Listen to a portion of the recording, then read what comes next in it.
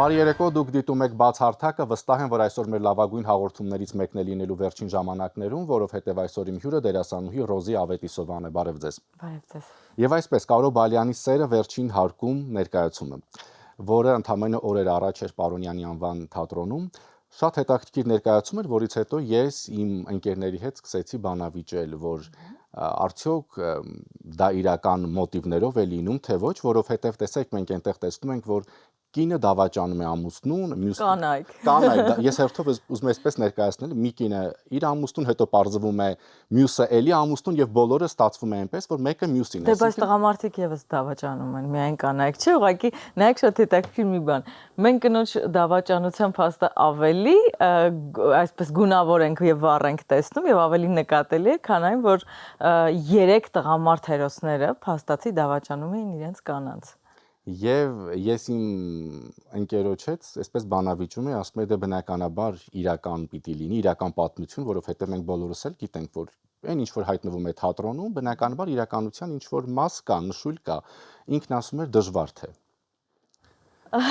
Դուք ինչ եք կարծում, որ առհասարակ իրականությունն է գալիս թատրոն, թե թատրոնն է պարտադրում մարդկանց ինչ որ արժեքներ։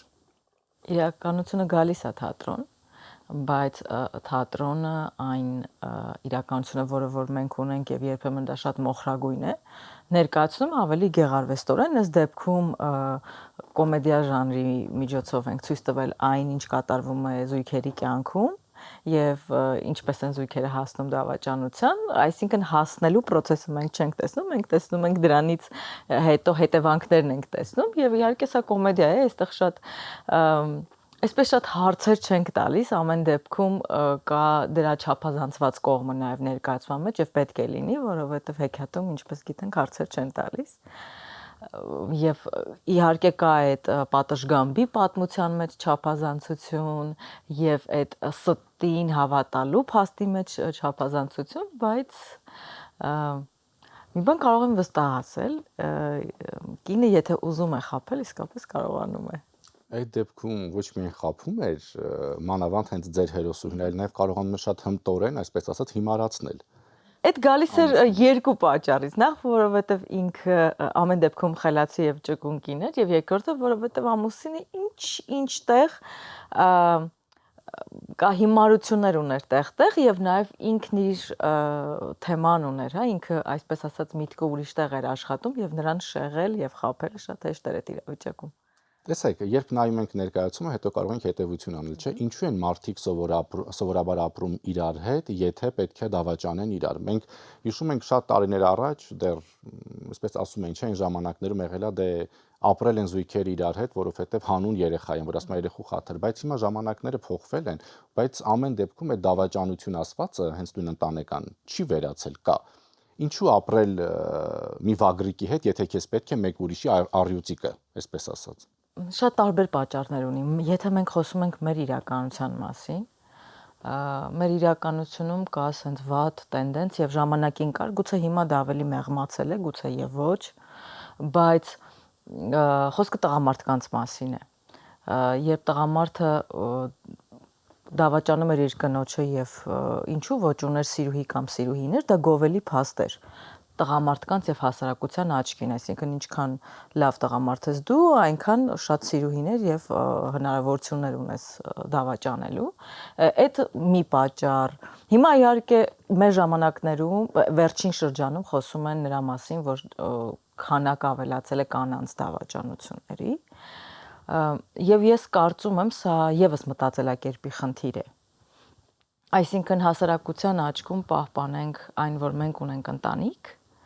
այսպես թռչնակի համար, իսկ մեր ներսում անենք այն, ինչ մենք ուզում ենք, միայն թե մյուսները չիմանան դրա մասին, չխոսեն, այսպիսի հիմնավոր պատճառներ կան, կարծում եմ, եւ շատ անգամ նաեւ հիմա թեև այդ տենդենսը մի քիչ վերացել է, հիմա ավելի հասուն տարիքում են ամուսնանում, ժամանակ առաջ ավելի երիտասարդ էին ամուսնանում եւ իսկապես չգիտեին իրենք իսկապես դա ուզում են եւ իսկապես գիտակցում են ընտանիքն ինչ է եւ իրենք եւ իրենց կյանքն ինչ մետամորֆոզների է ենթարկվելու եւ արդյոք պատրաստ են իրենք դրան։ Հիմա մի փոքր ավելի կշռադատված են անում, թեև դա ցավոք սրտի չի կրճատում ամուսնալուծությունների թիվը եւ դավաճանությունների։ Այսինքն այդուամենայնիվ գալիս ենք այն եզրահանգման, որ հասարակության կարծիքը մեզ համար չափազանց կարևոր է։ Չափազանց մենք ցավոք սրտի ապրում ենք այդ իրականությունում։ Եվ եթե երբևէ ազատվենք դրանից, հավատացեք, եւ ավելի քիչ կլինեն պարզապես օֆիցիալ ամուսնությունները թռչնակի համար, եւ դավաճանությունները քիչ կլինեն, եւ ամուսնալուծությունները քիչ կլինեն։ Մարդիկ ամեն ինչ ավելի կշադատված կանեն եւ իսկապես իրենց հարց կտան, իրենք ուզում են դա թե ոչ։ Ձեզ առհասարակ դավաճանել են, կապ չունի, հենց այս ամեն ինչի մեջ չեմ դիտարկում։ Ոչ անձնական հարաբերությունների շրջանում։ Ընկերական նաև առհասարակ եւ ինչպես եք վերաբերում դավաճանությանը։ Ես կարող եմ ասել, որ ինձ չեն դավաճանել։ Գուցե սխալներ են եղել թե ընկերների կողմից, թե անձնական կյանքում, բայց հստակ դավաճանություն ես երևի այն երջանիկներից եմ, որ չեմ գրանցել։ Ես էլ եմ այդ երջանիկների թվում, բայց նաև ասում են, որ լավ ընկերներ ունենում են նա, ով ինքն է կարողանում լավ ընկեր լինել։ Գուցե։ Կան հարցեր, որոնք սովորաբար տալիս եմ արվեստագետներին, տեսեք, մանավանդ ձեր տարիքում սա շատ, այսպես ասած, հայտնի ես լինում, երբ պահանջված ես լինում, երբ սիրված ես լինում ու հանկարծ ստացվում է այնպես, որ դու առավոտյան արթնանում ես, վայելում ես քո մեկ բաժակ սուրճը, նայում ես պատուհանից գեղեցիկ տեսարանը, բայց դու լիովին մենակ ես։ Դուք դա համարում եք մենակություն թե ազատություն։ Ազատություն իհարկե։ Ես առհասարակ մենակության մեծ սիրահար եմ եւ չեմ կարող նաեւ ասել, որ դա միանշանակ ազատություն է, ինչու, որովհետեւ միշտ սիրում եմ ամենտեղ իմ սահմանները դնել եւ եթե անգամ ես մի օր չարթնանամ մենակ եւ ձեր ասած այդ մենակությունը չլինի, հա, ֆիզիկական մենակության մասին է խոսքը, ապա այդ ազատությունը միանշանակ կլինի, որովհետեւ ամեն դեպքում սահմանները գծողը ես եմ։ Իսկ ինչ վերաբերում է այդ մենակությանը, միևնույն է դա անվանենք մենակություն թե ազատություն, ես դրա մեջ ինձ շատ կոմֆորտ եմ զգում եւ այդ երբեք ինձ չի խանգարել։ Իսկ ինչ տարբերություն մենակության եւ ազատության մեջ եւ առհասարակ կա, այսպես ասած, լիարժեք ազատություն, թե ինչ որ սահմանափակում միշտ լինում է։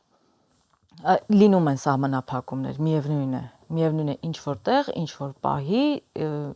դու հայտնվում ես այնպիսի իրավիճակում, որ պետք է օրինակ, չգիտեմ,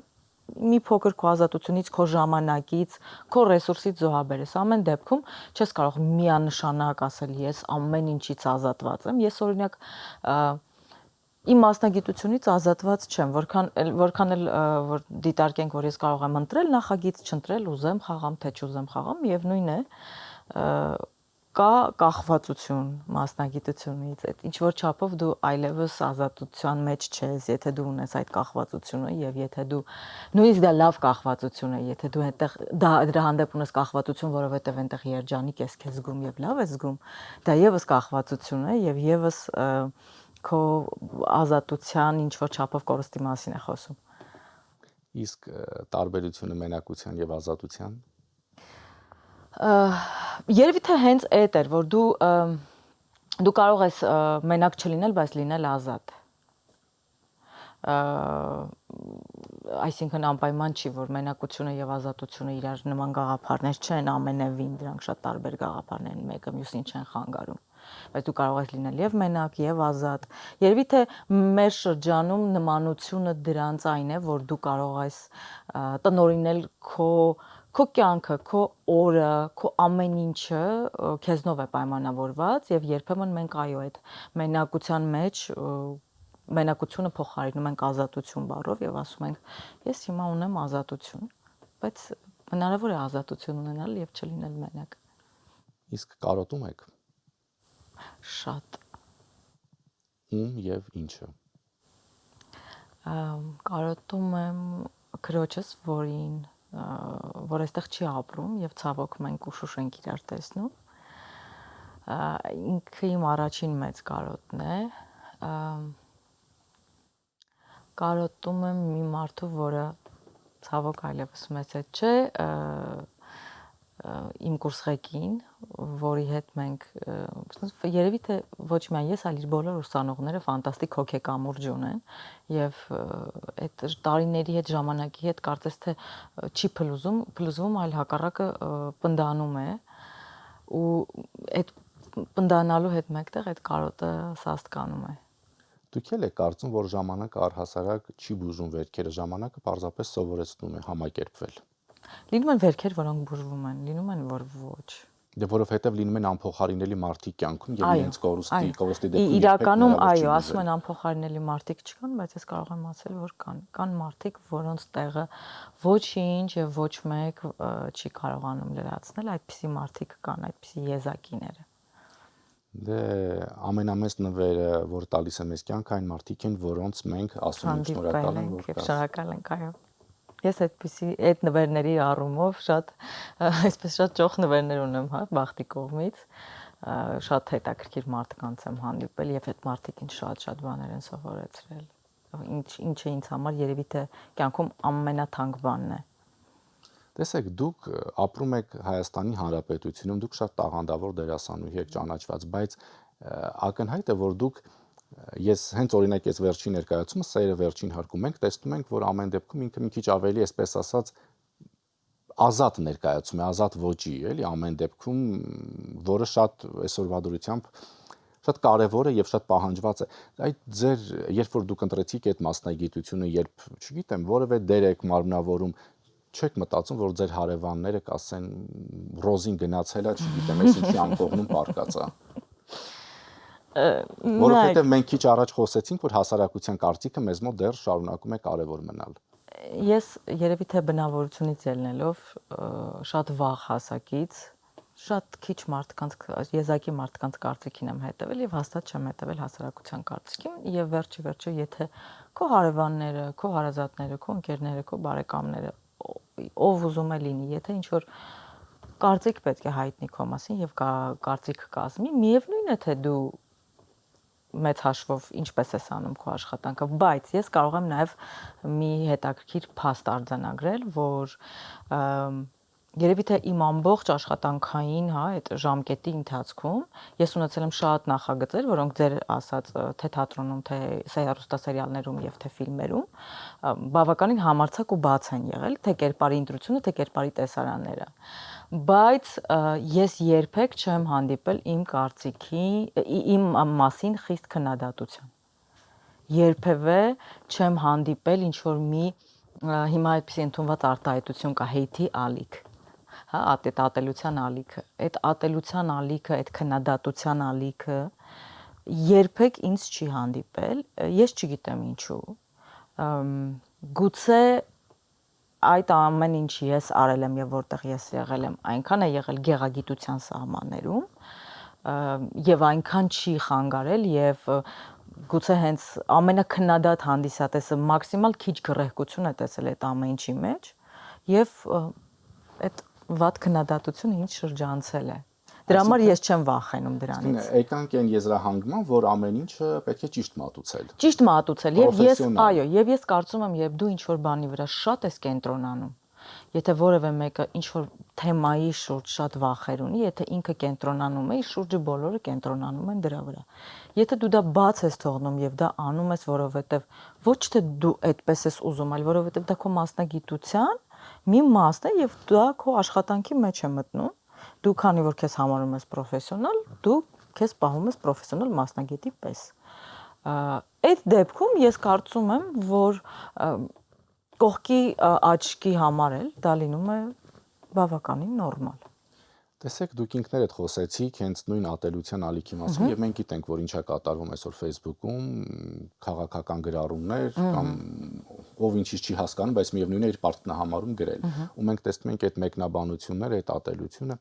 քաղաքականությունը իրականում ստացվում է, որ շատերի տներն է մտել եւ շատ ընկերներ են անգամ այդ հողի վրա բաժանվել։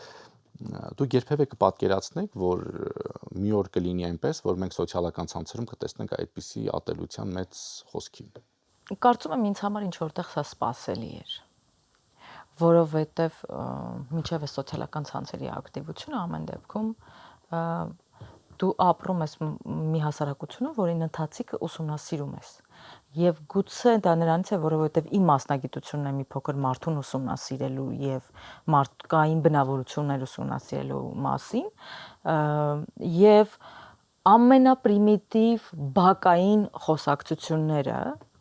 ամենապրիմիտիվ փոքրիկ շրջանակի մեկը մյուսի մասին խոսակցություններից կարելի էր հասկանալ, որ մի օր, երբ մարդկանց տրվի խոսքի ազատություն, հնարավորություն, որ իրենք որտեղից աշխարհի, որ ծայրից, ում մասին, ինչպես ուզեն արտահայտվեն, իրենք դա կանեն։ Իհարկե, սա միայն մեզ չի վերաբերում, մեզ մոտ մի քիչ ամեն ինչ ավելի չափազանցված ու վառ գույների մեջ է, աշխարհում բոլորն են դա անում, բոլոր երկրներում, բոլոր ժողովուրդները, բայց մեզ մոտ, եւ քանի որ մենք փոքր ենք, քիչ ենք, այն մարդը, ում դու վիրավորել ես, հնարավոր է տնից դուրս գաս 20 րոպե հետո իրեն հանդիպես։ Եվ մենք զգուշավոր չենք այդ հարցում իրար հանդեպ։ Մենք խնայող չենք իրար։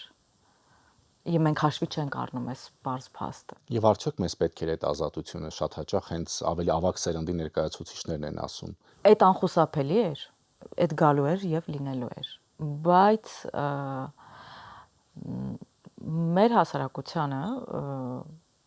ինչ-ինչ բաներում պետք է ազատություն, ինչ-ինչ բաներում պետք է լուրջ խստություն եւ դիսցիպլինա։ Այ որ բաներում է այդ խստությունն ու դիսցիպլինան պետք։ Շատ տարբեր, սկսած էթիկետի կանոններից, վերջացրած նեղընտանեկան հարցերից, փոխհարաբերության տեսակներից, վերջացրած ավելի արդեն մի քիչ օֆիցիալ երևույթները։ Տեսեք, դուք ասացիք, որ ձեզ չեն թիրախավորել, ատելության խոսք ամեն դեպքում չի եղել, գուցե նաև պատճառն է, որ դուք այդպես ցայտուն քաղաքական հայտարարություններ էլ չեք անում, որ տարբեր կողմերից, ովքեր չեն կիսում ձեր Չէ, միայն քաղաքական հայտարարությունները չեն հարցը։ Ես հիմա անպայման չի, որ դու անես ինչ-որ քաղաքական հայտարարություն, որ սկսեն քեզ ատել։ Նույն, չգիտեմ, կերպարների տնտրության, նախագծերի ընտրության հետ կապված վերջերս էլի նմանատիպ սկանդալային նախագիծ ունեցանք, որի մասին շատ են խոսում, եւ կարող էին այդ նախագծի պատճառով էլ, հա, այսպես քարկոծեն եւ ինչ որ վատ կարծիք հայտնեն, բայց չէ։ Վատ կարծիքներ հնչել են իհարկե եւ հնչելու են եւ այդ նորմալ է, մենք սպասում էինք դրան, բայց եթե համեմատենք 10-90 էր տոկոսային համեմատությունը, ինչ շատ լավ է, 90% լավ էր, եւ միևնույն է այդ հեյթի ալիքին ես չեմ հանդիպել։ Իհարկե, եթե հանկարծ քաղաքական գրառում անես, ինչ որ կարծիք հայտնես, բնականաբար միևնույն է, անհնար է քեզ չկպնեն եւ ինչ որ կոմենտ չլինի, բայց էդ էլ կապ ունի, թե ինչպես ես դա անում։ Էդ էլ կապ ունի, թե ինչ նյութի մասին ես խոսում եւ ինչպես ես խոսում,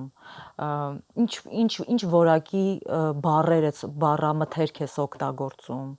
Երբեմն մարդիկ սխալ բառամթերք են օգտագործում, երբեմն սխալ հարցի սխալ կերպով են անդրադառնում։ Գուցե իրենց ասացի մեջ կա ճշմարտություն, բայց իրենք այդ այնքան վատ են մատուցում եւ այնքան գրահիկ են անում, որ դու էլ չես խորանում իմաստի մեջ եւ ասելիքի։ Դու միանգամից տեսնում ես այն ինչ որ դու տեսնում ես այդ բառամթերքը, տեքստը շարադրելու ձևը կամ հենց գուցե այդ ագրեսիան հենց գրողի կողմից եւ արդեն ուրիշ վերաբերմունք ես տալիս դրան։ Ֆային Արանևսկայան ասել է, որ կյանքը պետք է ապրել այնպես, որ հետո քեզ հիշեն նաև սրիկաները։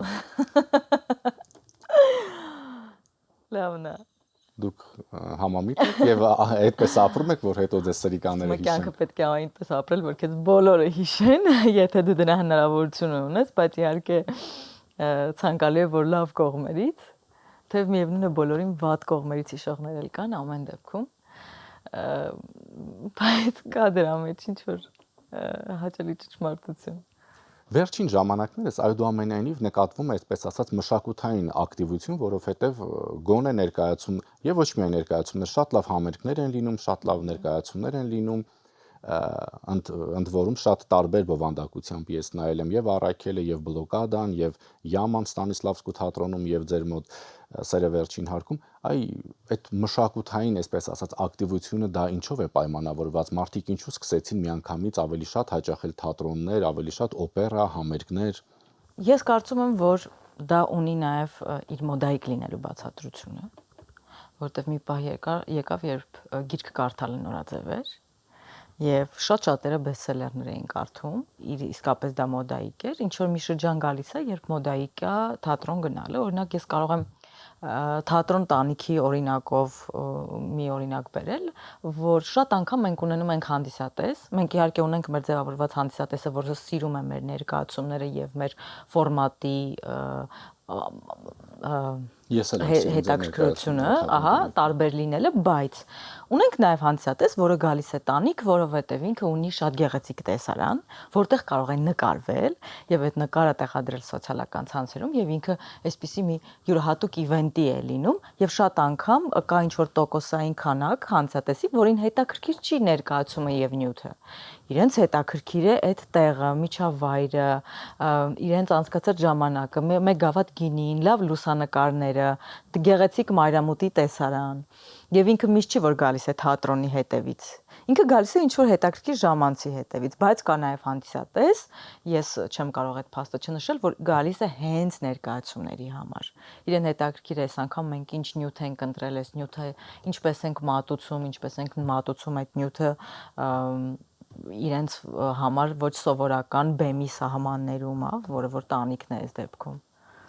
Եվ այն ինչ որ դուք ասում եք, դա առհասարակ տարածված երևույթ է, որովհետև մենք շատ հաճախ գիտենք, որ լինում են մարդիկ, ովքեր օպերային թատրոն գնում են, քնում են եւ դուրս են գալիս, որովհետև պետք է գնալ։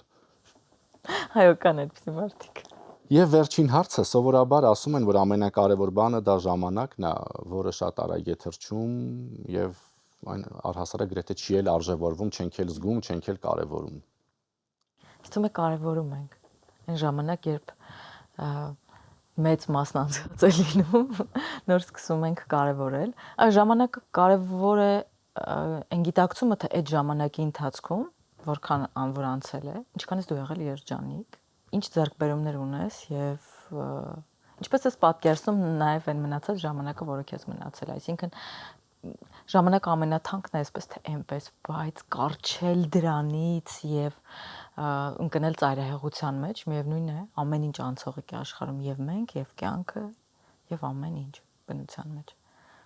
Շնորհակալություն։ Ես եմ շնորհակալ։ Ես եմ հյուրը տաղանդավոր դերասանուհի Ռոզի Ավետիսովան, շնորհակալություն ուշադրության համար, հաջողություն։